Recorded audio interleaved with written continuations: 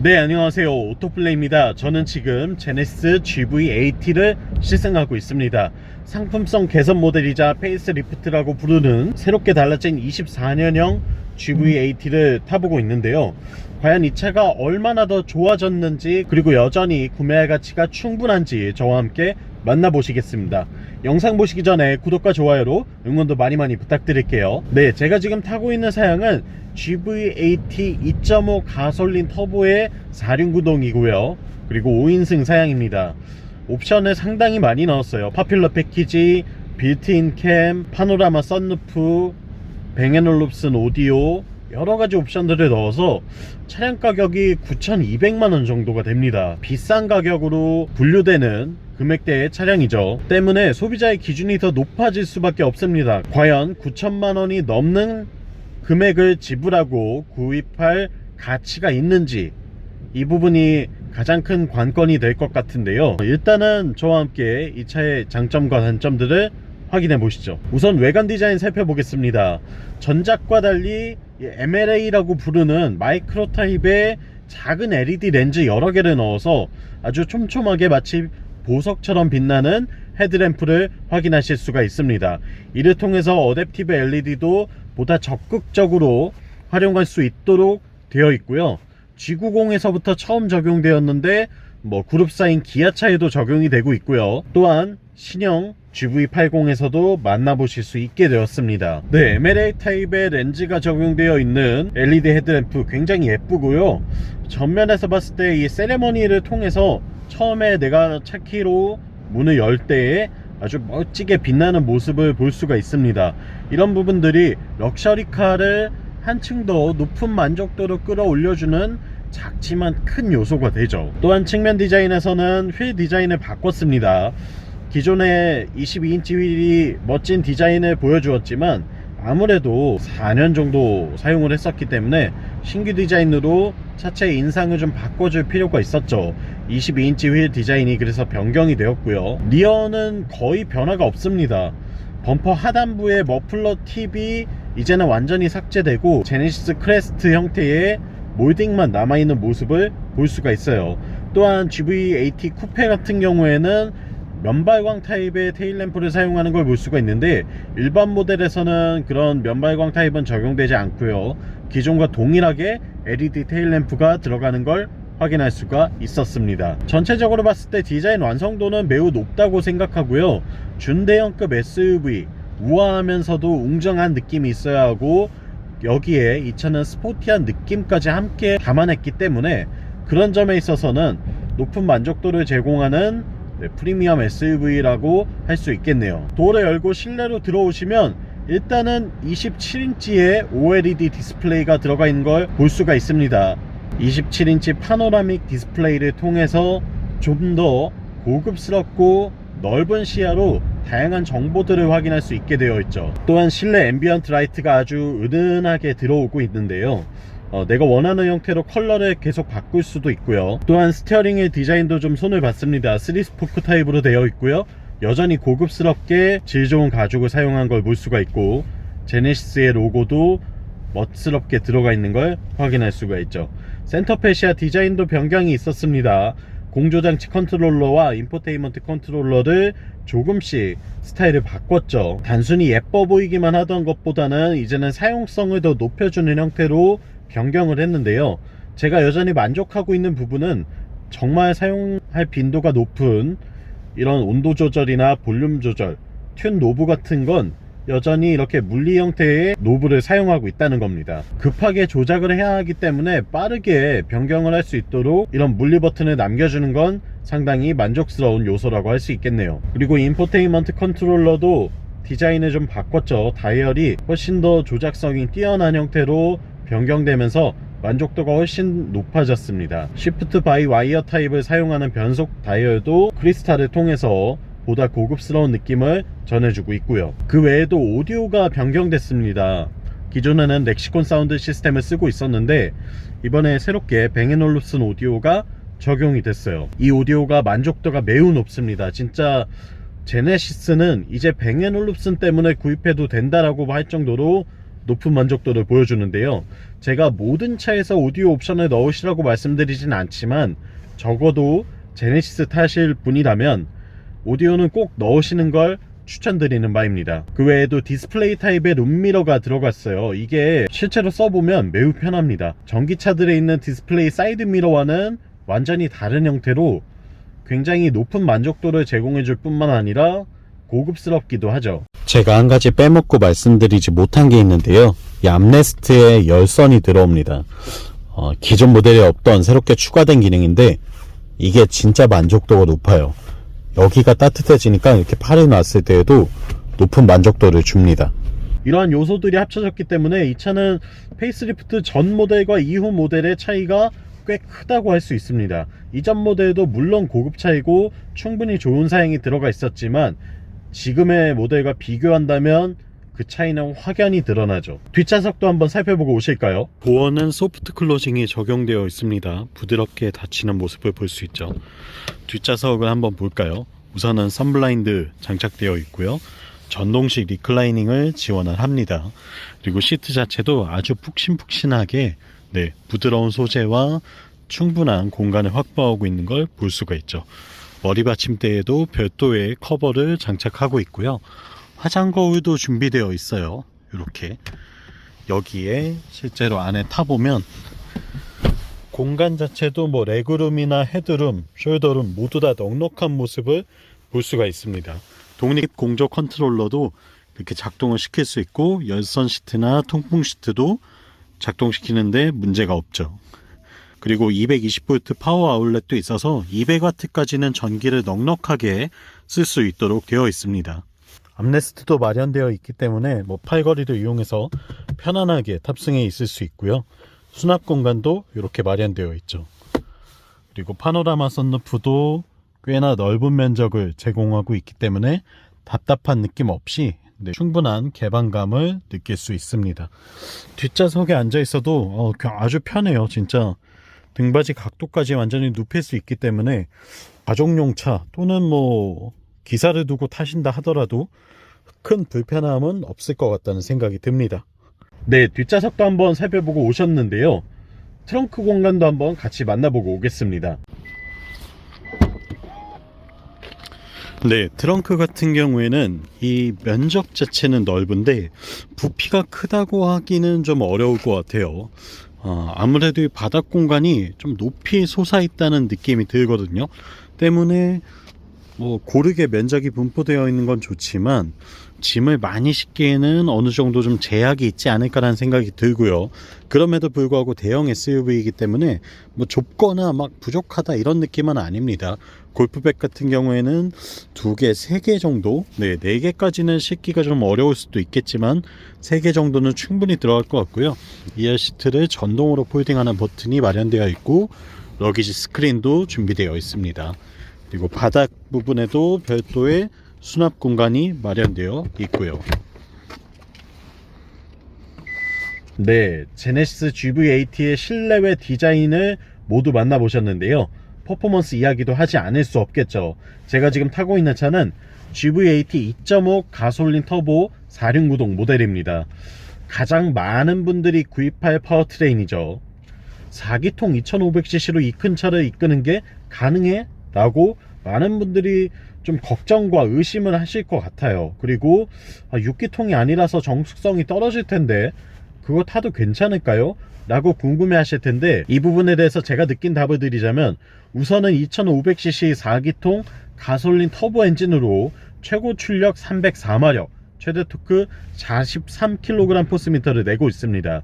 제로백 수치는 8초 전후를 기록하고 있는데요. ELSD를 포함한 4륜구동이 들어가 있기 때문에 트랙션 확보도 매우 용이하죠. 앞서 말씀드렸다시피 제로백이 8초라고 한다면 우리가 일상 주행용 데일리카로 쓰는 데 있어서 힘이 부족하다고 느낄 포인트는 거의 없다고 보셔도 됩니다. 물론 넘치는 힘도 아니에요. 아주 강력하게 쭉쭉 뻗어나가는 출력이라고 할 수도 없겠지만 그럼에도 불구하고 이 정도의 수치를 기록하는 차들은 웬만하면 달리는데 힘이 이게 부족한가? 라는 생각을 하시게 될 거예요. 그렇기 때문에 적어도 304마력의 수치를 우습게 볼 건 아니다 라고 정리할 수 있을 것 같고요. 또한 이게 초반 가속력은 0에서 100km까지는 8초지만 또 100에서 150, 150에서 200까지의 가속력도 한번 살펴볼 필요가 있거든요. 다른 200마력 초중반대의 차들도 이 정도의 제로백 수치를 기록할 수는 있지만 100km가 넘어가면서부터 100에서 150, 150에서 200까지 가는 완전한 고속 영역의 속도에서는 확연하게 가속감이 달라지는데요. GV80 같은 경우에는 200km까지도 쭉쭉 밀어주는 넉넉한 가속감을 직접 확인할 수가 있었습니다. 때문에 2.5는 힘이 부족하지 않아요 라고 많이 걱정하실 텐데 직접 시승을 해보시는 게 제일 좋고요. 그리고 제가 드리는 말을 믿으셔도 될 것 같아요. 전혀 3.5까지 구입할 필요가 없을 것 같습니다. 힘이 딸리니까 3.5를 산다 라는 표현은 어울리지 않을 것 같고요. 나는 그럼에도 불구하고 세단처럼 혹은 스포츠카처럼 튀어나가는 가속력이 필요해 하는 분이라면 제로백 6초대를 기록하는 GV80 3.5를 구입하실 필요가 있겠지만, 그게 아니라고 한다면 어차피 SUV고 준대형급인데 그냥 편하게 탈 차가 필요해요 라고 하시는 분이라고 한다면 2.5를 사도 전혀 부족한 걸 느끼실 수가 없을 거라는 거, 이거는 확실하게 말씀드릴 수 있을 것 같아요. 변속기의 반응도 꽤 센스있게 해줍니다. 8단 자동 변속기가 들어가 있는데 이 변속기를 쓴 지가 꽤 오래됐어요. 그렇기 때문에 기본적인 내구성이나 여러가지 버그에 대해서는 이미 다 검증이나 또는 개선이 끝난 파워트레인이라고 해도 될 것 같습니다. 때문에 이 변속기로 인한 스트레스도 거의 없다고 보셔도 되고요. 서스펜션의 세팅에 대해서 말씀드리자면 여전히 좀 단단한 편이긴 해요. 이게 제가 지난번 GV80 쿠페 3.5 모델을 시승했을 때에는 예전보다 확실히 좀 부드러워지고 승차감이 좋아졌는데 라고 느꼈거든요. 근데 어떤 이유에서인지 모르겠지만 이 노멀 모델의 2.5를 시승하니까 예전에 그 단단하고 좀 통통 튀던 그 승차감이 남아있긴 하네 라는 생각이 듭니다. 이상하게 이게 전자제어 댐핑을 사용하더라도 22인치 휠을 쓴 단점은 어떻게 막아내기가 좀 어려운 것 같아요. 때문에 제 개인적인 느낌일 수도 있으니까 여러분들도 직접 시승을 해보셔야겠지만, 어쨌든 제 주관적인 생각을 말씀드리자면 일반 GV80은 22인치로 구입하시기는 좀 부담이 될 수도 있겠다. 적어도 20인치 휠을 선택하셔야 어느 정도 만족스러운 승차감을 확보할 수 있겠다는 생각이 들고요. 정말 나는 승차감이 중요해요, 나는 달릴 마음도 없고요, 부들부들하게 편하게 타고 싶어요 라고 하신다면 19인치 휠을 선택하시는 것도 나쁜 선택지는 아닐 것 같아요. 22인치 휠을 고른다면 요철을 지날 때에 통통 튀는 듯한 그런 느낌은 어쩔 수 없이 감수하셔야 한다는 거, 요거는 여러분들께 전달드리고 싶네요. 그 외에는 주행 안정감은 매우 높습니다. 고속으로 달릴 때 150, 200으로 달릴 때에도 정말 착 가라앉는다는 느낌을 전해주면서 안정적으로 달려나가는 모습을 볼 수가 있고요. 코너를 좀 급하게 돌아 나갈 때에도 물론 차고가 높다 보니까 어쩔 수 없이 무게중심이 높아져서 생기는 거동의 불안함은 있지만, 기본적으로는 SUV 치고는 상당히 잘 버텨주는데 롤이 꽤나 많이 억제되어 있는데 라는 느낌을 주거든요. 이런 부분들이 이 차에 대한 신뢰도를 높여주는 거죠. 내가 내 차를 믿고 달릴 수 있어 라는 믿음을 주는 거기 때문에 굉장히 중요하다고 생각하는데요. 그런 면에서는 만족도가 높습니다. 다만 승차감 면에서는 어쩔 수 없이 이 커다란 휠이 달려있기 때문에, 그리고 에어 서스펜션이 빠져있기 때문에 감수하셔야 한다는 거 말씀드리고 싶네요. 에어서스가 없는 차다 보니까 아무래도 좀 소비자 입장에서 가격이 이 정도인데 에어서스가 없어 라고 아쉬움을 표하실 수도 있어요. 하지만 또 여러가지 유지관리 측면을 따져본다면 이게 막 그렇게 나쁘기만 한 건 아니라는 생각이 들거든요. 물론 에어서스가 있었다면 더 좋았겠죠. 하지만 이 설계상 이번 GV80 모델에서는 어쩔 수 없이 더 이상 추가가 힘들 것 같고요. 아마 다음 세대 풀체인지 모델이 나왔을 때는 한번 기대해 볼 수 있을 것 같네요. 제동 성능도 4피스톤 캘리퍼가 들어가 있기 때문에 충분합니다. 일상적으로 달리면서 급하게 제동을 하거나 반복적으로 제동을 이어가더라도 크게 밀린다는 느낌은 없어요. 다만 자체가 워낙 커다랗고 2톤이 넘어가는 준대형 SUV이기 때문에 막 꽂히듯이 선다는 느낌은 없죠. 그리고 연비에 대해서도 말씀드려야 되겠죠. 제가 지금 영상을 찍는 동안 약 1시간 정도 달렸고요. 정말 정체 구간이 심했어요. 꽉꽉 막히는 도로 위를 달렸는데 기록한 평균 연비는 리터당 8km를 보여주고 있습니다. 22인치 휠이 들어가 있고요. 4륜구동 사양이에요. 그리고 시트는 5인승 사양인데 요 기준으로 봤을 때의 시내 주행, 정체 구간을 주행했을 때는 8km 정도의 연비를 보여준다는 거 참고하시면 좋을 것 같고요. 그리고 제가 이 차를 타고 총 750km 정도 주행을 했거든요. 고속도로 위주로 좀 많이 달렸는데 750km 동안 누적된 평균 연비는 10.8km 정도를 보여주고 있습니다. 이 정도 연비라고 한다면 그렇게 나쁘지 않죠. 물론 더 높은 수치를 보여주면 좋았겠지만 그래도 이 정도라면 꽤나 선방하고 있는 게 아닌가라는 생각이 들어요. 커다란 차체에 또 300마력대의 출력을 내는 엔진을 갖고 있고 4륜 구동이기 때문에 이런 여러가지 요소들을 감안하면 준수한 정도의 연비를 보여준다 라고 평가할 수 있겠네요. 고속도로에서 정속 주행만 했을 때에는 한 12에서 13km까지도 나오긴 합니다. 하지만 그건 정말 100km 정도로 그냥 쭉 크루징을 하고 있을 때의 수치이기 때문에 크게 유의미하다고 보긴 어려울 것 같고요. 한 10에서 11 정도 나오는구나 라고 생각하시면 될 것 같아요. 네, 제네시스 GV80 총평해 보겠습니다. 일단은 실내 만족도가 매우 높아요. 소재 정말 고급스럽고요. 뱅앤올uf슨 오디오 만족도 최상입니다. 경쟁 모델들과 비교하더라도 압도적으로 좋고요. 27인치의 올레드 디스플레이도 만족도가 높아요. 또한 불편함으로 느껴졌던 몇 가지 요소들의 사용성을 개선한 인테리어이기 때문에 그런 점에 있어서도 훨씬 더 높은 가치를 갖고 있다고 평가할 수 있겠네요. 뒷좌석도 정말 편안합니다.